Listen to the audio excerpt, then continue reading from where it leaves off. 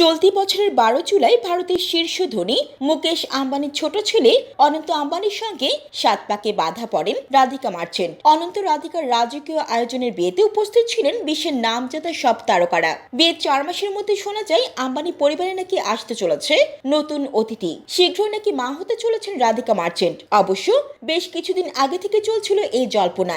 বলিউডের অন্তর থেকে পাওয়া খবর অনুযায়ী রাধিকা মার্চেন্ট সন্তান সম্ভব হওয়ার খুব বেশি দিন দেরি নেই। আশা করা যাচ্ছে 2025 সালের ফেব্রুয়ারিতে ভূমিষ্ঠ হবে অনন্ত এবং রাধিকার প্রথম সন্তান।